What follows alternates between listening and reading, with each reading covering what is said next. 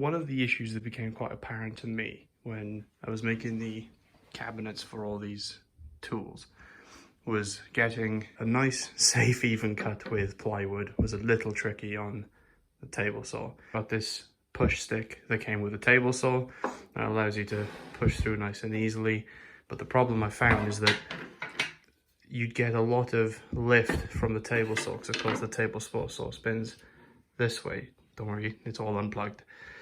The table saw spins this way, which means there's a lot of lift getting generated from this side and a lot of sort of pull down getting generated from this side.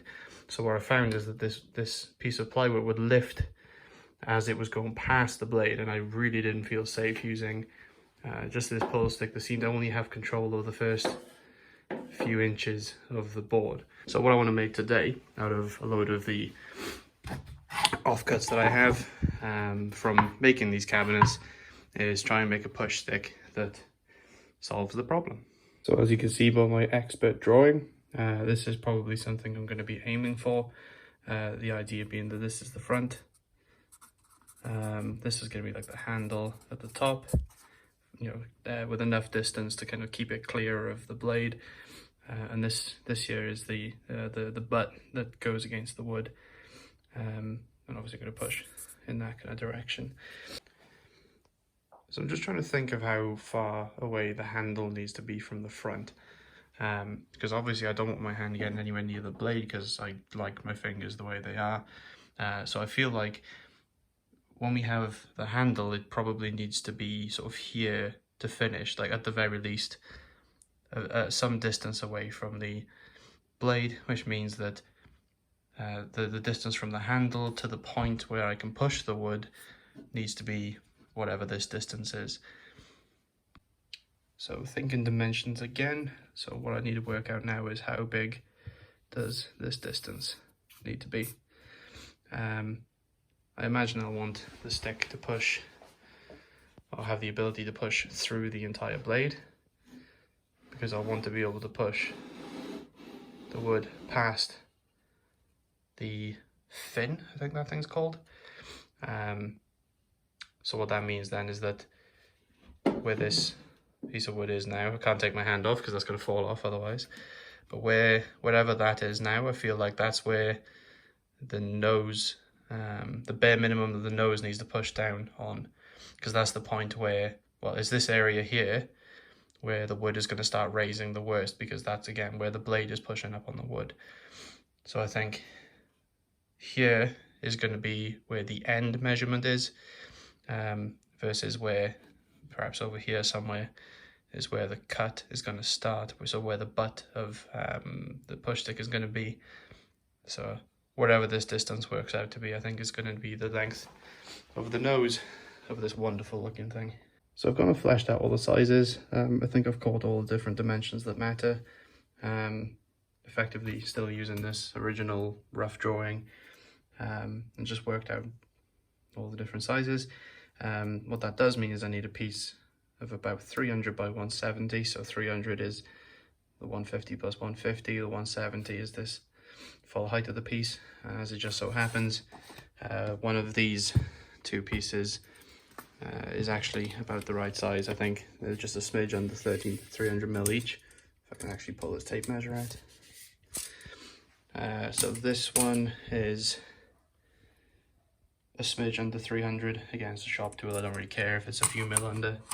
And then this one's about 205. So I can actually use this, trim a little off the height, barely need to touch the width, and I should be able to draw this full shape onto here and start doing some cutting.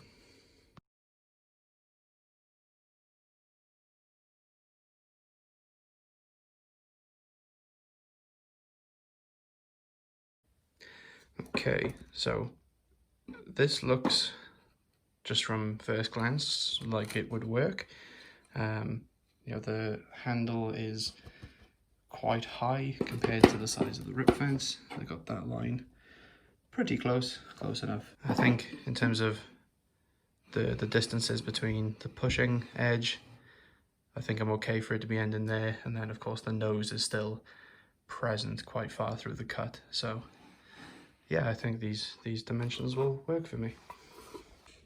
So just as I was kind of thinking about how I was going to cut this, I realized that some of these cuts are so shallow that the blade is only really going to get some of the cut done. So by the time we get to this distance, it would only have cut maybe halfway through before on the bottom, underneath side, we would have got this far, but on the top, we still might not even touched this edge. So I'm wondering, what I can probably do is run along the length of that cut until we get most of the way, and then I might have to do the rest by hand. Actually, in saying that, the jigsaw might actually be easiest to do the whole thing. Always got to remember your safety. I've got my earplugs in. Just going to put my mask on because there's going to be dust everywhere. This particular jigsaw doesn't really have good dust collection. I mean, there is a small recess. Where can I see it? Small recess in the back, but I have nothing even close to the adapters that I would probably need to hook up the vacuum to this thing, so this is going to make a mess. One of the things that are very important with any corded piece of equipment, you have to make deathly sure that this cord is nowhere near the cut area, because it's really easy for these cables to tangle up and then end up somehow underneath the cutting area, and the last thing you want is to run your blade through that. You might get the shock of your life. And of course, goggles too.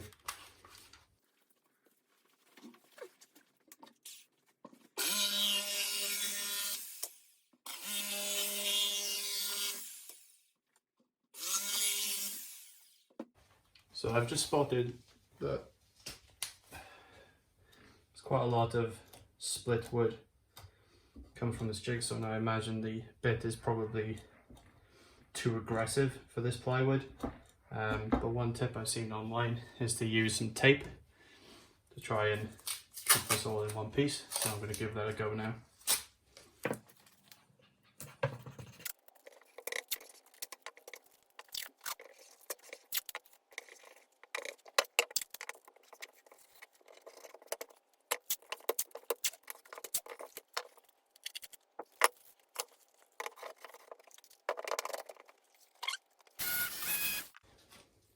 Okay, so it seems like the tape did its job.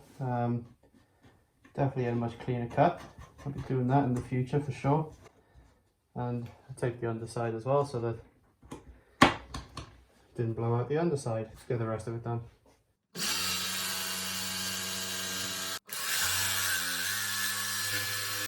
Starting to see what a bandsaw might come in handy. Let's go.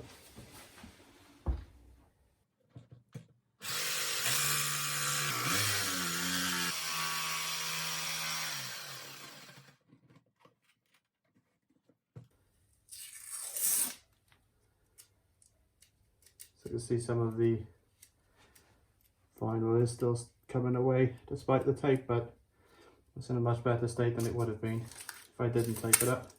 So I will do that again.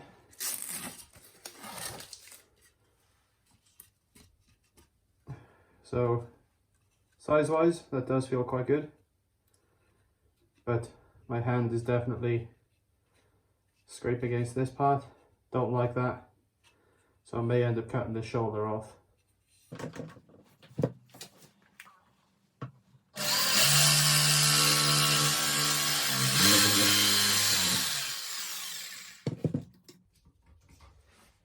Close enough. Good. There you go. That fits much better. A little bit of sanding on the sides now, we'll be laughing.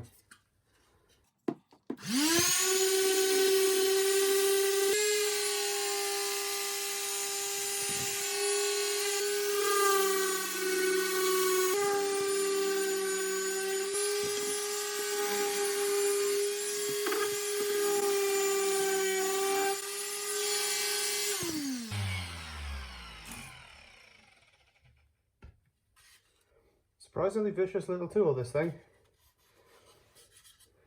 You can see where, you can see the angle of the camera. So on the opposite side, I didn't really try to touch it, because again, it's a circular sander, it's got to be quite flat. So I figured I have to do this by hand, but then I got a little bit too brave. You can see that just that split second where it bumped into the edge for a bit too long is taking quite a big carving out. That thing is a little vicious. It'll take a lot off if you let it. Although that being said, I think it is 80 grit I'm running with at the moment. Let me peel this off a little. Yeah, I can just about see the 80 there. So to be fair, it's taken a lot off because it was supposed to. So I'm just going to give it a quick lick now just to get rid of some of these pencil markings. Maybe fix up this corner a little bit.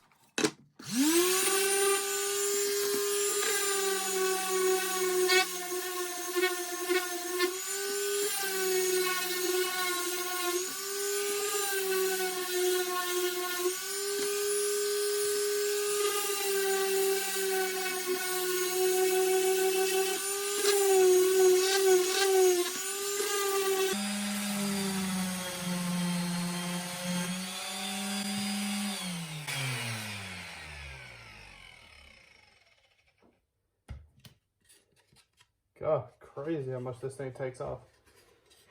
Again, decided to try and press into the corner a little to see what would happen, and it just didn't get a straight shot of that. Took a decent chunk out of the side. I mean, it's not, depth-wise, it's not much, but certainly visible. Okay, let's see what this thing can do on the table saw now. So I've just made those 2 cuts. I'll see if I can edit this video in a way that shows you how, when I use this push stick that came with the table saw, there was actually quite a bit of lift on the piece as it went through the blade.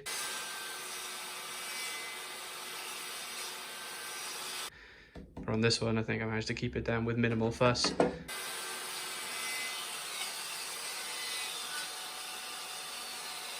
So that's that. I think I did mention the idea of putting a little block on the side so this would run against the rip fence.